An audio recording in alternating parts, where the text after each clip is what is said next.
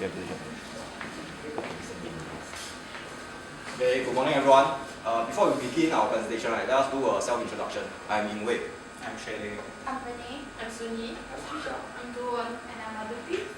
We'll see these guys later, so we'll let them know now. Yeah. Okay, so let's start from here. Good morning, everyone. Welcome to the 10 a.m. show.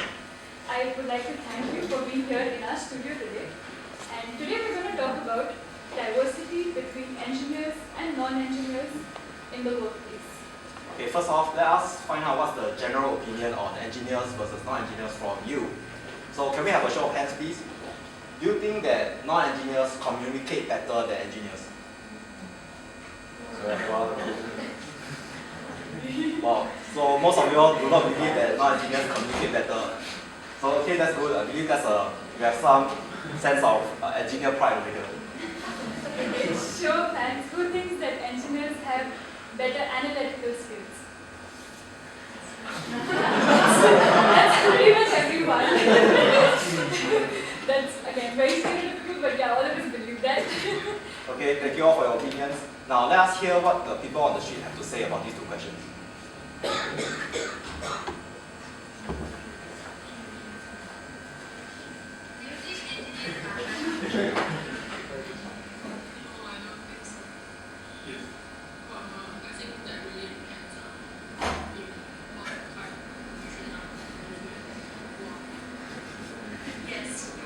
I don't think that non-engineers are exceptionally better than engineers in terms of communication, but I do think that engineers feel so themselves because maybe lots of their modules or their work is technical, so they seem to think that they are lacking in other sorts of soft skills. I think that engineers have better analytical skills than non-engineers.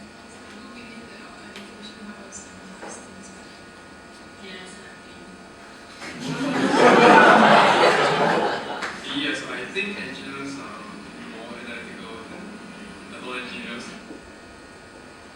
Well, as you can see, people outside this room have a similar opinion for analytical skills. So like all of them believe that engineers have better analytical skills. On communication, it's more or less divided. Yeah. Okay, and now we have a comedy sketch to show you the difference in thinking between engineers and non-engineers in the workplace. Our company has a new strategic initiative to increase market penetration, maximize brand loyalty, and enhance intangible assets. In pursuit of these objectives, we've started a new project which will require 7 red lines. I understand your company can help us in this matter. Of course. Walter here will be the project manager. Walter, we can do this, can't we? Yes, of course. Anderson here is our expert in all matters related to the drawing of red lines. We've brought him along today to share his professional opinion. Nice to meet you. You all know me. This is Justine, our company's design specialist. Hello. We need you to draw 7 red lines, all of them strictly perpendicular, some with green ink and some with transparent. Can you do that? No, I'm afraid... Let's not rush into any hasty answers, Anderson. The task has been set and needs to be carried out. At the end of the day, you are an expert. The term red line implies the colour of the line to be red. To draw a red line with green ink is, well, if it's not exactly impossible, it's pretty close to being impossible. What does that even mean? Impossible. I mean, it is possible that some people say suffering from colour blindness, for whom the colour of the lines doesn't really make a difference. But I'm quite sure that the target audience of your project doesn't consist solely of such people. So in principle, this is possible. That's not fine. A line as such can be drawn with absolutely any ink, but if you want to get a red line, you need to use red ink. Why don't we draw them with blue ink? It still won't work. If you use blue ink, you'll get blue lines. And what exactly did you mean when you talked about the transparent ink? How to explain? I'm sure you know what transparent means. Yes, And what a red line means. I hope I don't need to explain to you. of course not. But you need to draw red line with transparent ink. Could you describe what you imagine the end result? Come on, Anderson, what have we got here? Kindergarten. No, I'm just trying to get Let's not waste our time with these unproductive quarrels. The task has been set, the task is plain and clear. Now, if you have any specific questions, then go ahead. You're the expert here. All right, let's leave aside the color for the moment. You had something there also relating to perpendicularity. 7 lines, all strictly perpendicular. To what? To everything amongst themselves. I assume you know what perpendicular lines are like. Of course he does. He's an expert. 2 lines can be perpendicular. All 7 can be simultaneously perpendicular to each other. I'll show you. This is a line, right? Yes. And another, is it perpendicular to the first line? Well, Yes, it is perpendicular. exactly. Wait, I'm not done. And the third one, is it perpendicular to the first line?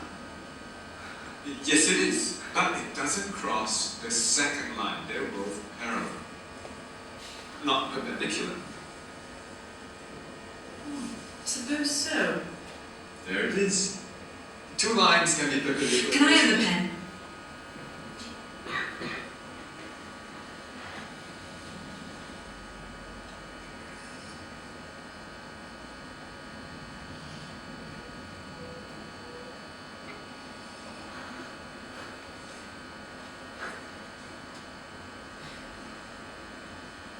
How about this? This is a triangle. It's definitely not perpendicular lines. And there are 3, not 7. Why are they blue? Indeed, I would have asked that myself. With me. This was just a demonstration. That's the problem. Your lines are blue. Draw them with red ink. Won't solve the problem. Well, how do you know before you've tried? Let's draw them with red ink. Let's see. I don't have a red pen with me, but I'm completely certain that with red ink, the result will still be the same. Didn't you tell us earlier that you can only draw red lines with red ink? Okay, yes, I've written that down here. And now you want to draw them with blue ink. Do you want us to call these red lines? I think I understand. You're not talking about the colour now, right? You're talking about that what do you call it? Perpendicularity, yes! That's it. Now you've confused everyone. So what exactly is stopping us from doing this? Geometry. Just ignorant. We have a task. 7 red lines. It's not 20, it's just 7. Anderson, I understand you're a specialist of a narrow field. You don't see the overall picture. But surely it's not a difficult task to draw some 7 lines. Exactly. Suggest a solution. Now, any fool can criticize. No offense. But you're an expert. You should know better.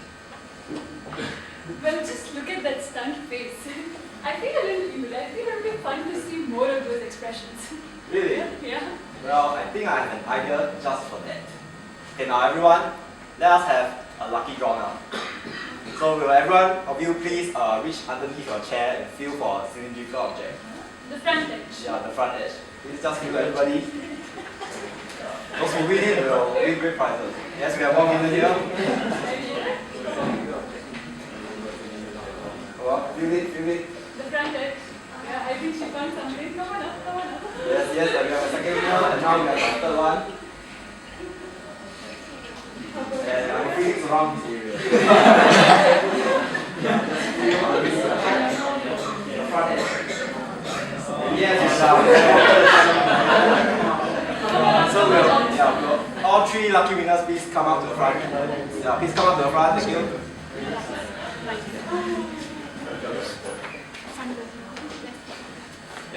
Yes, please come to me. Okay, so based on that video, the expert is being called to draw 7 lines that are strictly perpendicular to each other. And he said it's impossible. So for us to know if it's truly impossible, we would like to invite the 3 of you to attempt this question. So please, please draw on the whiteboard. Yes, 7 lines that are strictly perpendicular to each other. Yeah. You all can attempt, or you all can just, you all think it's really impossible? Well, under some circumstances, it's impossible. Okay, so impossible. What do you think? Okay. Yes, some of the lines will get parallel. Yeah. So thank you all for your participation. Please head over to her to collect your prizes. Okay, so I guess we can safely conclude that Right? Okay, I guess we can safely conclude that this task is either impossible or near impossible.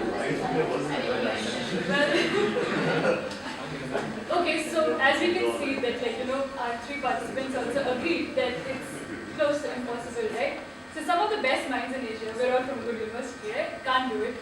The expert can't do it, but the non-engineers still think that it's possible. Why is that? Well, I think it's because they lack the necessary technical skills and knowledge to even comprehend the difficulty of such a task. So well, this is a difference in thinking which probably arises from the training background. So does this really exist in the workplace? And more importantly, is it a problem? Well, that's a very good question. So in order for us to find out about the actual workplace, we have actually interviewed two people, one engineer and one non-engineer. Okay, the non-engineer is Stephanie. She has a Bachelor of Communications, and she's currently working as Manager Client Advisory in a company called Frost & Sullivan. And the second one is Derek, and he's working in the same company, in the same position, but he has done his bachelor's in mechanical engineering. Okay, now let us watch their interviews. You observe working style differences between non-engineers such as yourself and your colleagues who are engineers? I would say they're more methodical. So basically, in whatever task they're given, there's a very clear goal at the end. There's a start, it's very clear start as a very clear end goal and what they want to obtain at the end. Yeah. So as for me, it's a little less clear. So basically, I think I'm ad hoc. So basically, there's a task, and I'm supposed to do within a certain time frame.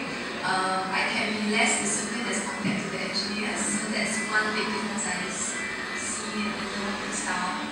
So with this difference in working style, do you have any conflicts with your colleagues? I don't really think so, but I just think that the engineers are more, basically they're more,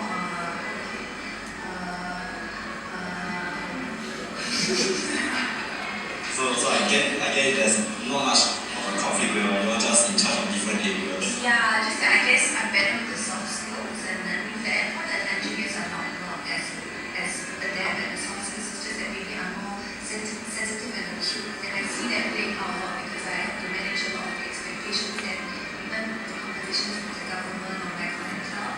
That's something that I tend to be a little bit more sensitive in the type of words that I use, the tone that I use when I'm speaking to them, which the engineers they themselves may not be so aware of at times. When you're faced with a problem, right?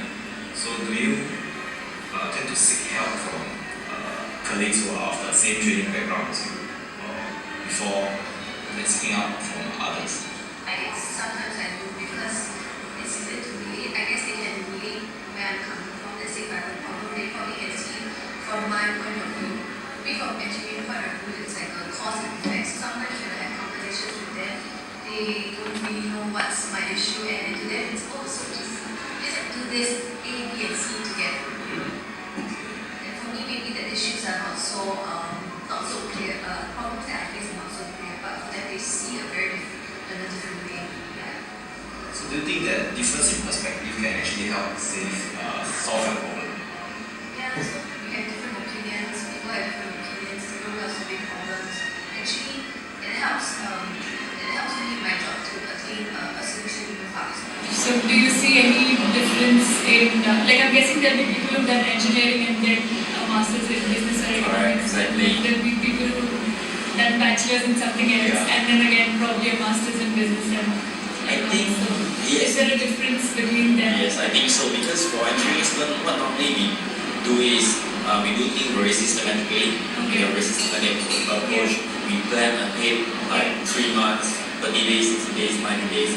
What we are trying to see is how things can move and we plan accordingly. We may not get exactly the same as what we planned, but then we try to minimize the variation. Okay. Yeah. So I think engineering backgrounds really helps a lot in making a lot of decisions and making things go smoothly. Okay. Okay. And can you give us an example of any time where you probably noticed that a non-engineer did something a different way, and you probably wouldn't have done it the same way? For example, how can I do this? Yeah. Maybe, I think in terms of planning, while those people from accountancy background, they will give us a lot of ideas where whether it is feasible or not feasible, they will just throw out all the ideas. But for engineering background, we will try to step back, one step back, and then try to oversee the overall picture before we actually suggest something that highly feasible. Okay, I think that's the difference actually. Okay, so when you look at the report they give you, do you ever face any problem with it? Like, since you haven't done a business degree, right? Yes. So, do you feel there is any, like, sometimes you don't get certain aspects of it, business related, or do you think your engineering background has given you enough to be able to? To be frank, the engineering background is so much easier to understand the report because all the terms they are looking for is all very technical. Okay. For anything, if I'm from a maybe accountancy background, I might not understand what is 3D printing. But with my engineering background, I can know what that means. Well, so one point which both Derek and Stephanie pointed out is that there is a difference in the working style and the way of thinking between engineers and non-engineers in the workplace. But what struck me most about Stephanie was that when she is faced with a problem, she tends to go to people who have a similar background, as she feels that they understand her point of view much better. Well, I guess we can all relate to that.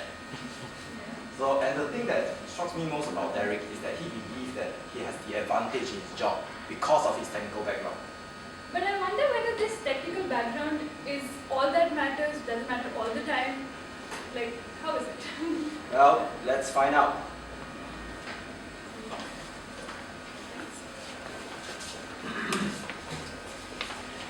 Hi, good morning everyone. I'm the HR boss and here is my HR team. Today we are going to interview two candidates with different educational background for the sales positions. And here let's start the interview.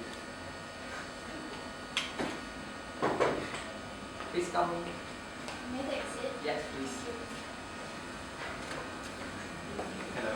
Yeah, hi. Yeah, could you introduce yourself first? Hi, good morning, I'm Renee. I graduated with my electrical engineering degree and I have applied for this job because I feel passionate about sales. So I find it challenging and I'm a person who is extrovert and I like to interact with people. I like to set myself goals and I'm very persistent in doing them.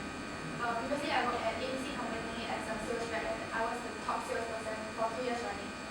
And I saw like tens of thousands of dollars worth of gadgets. And I think I'm flexible because I've gone on OCIP before and I can work well under stress.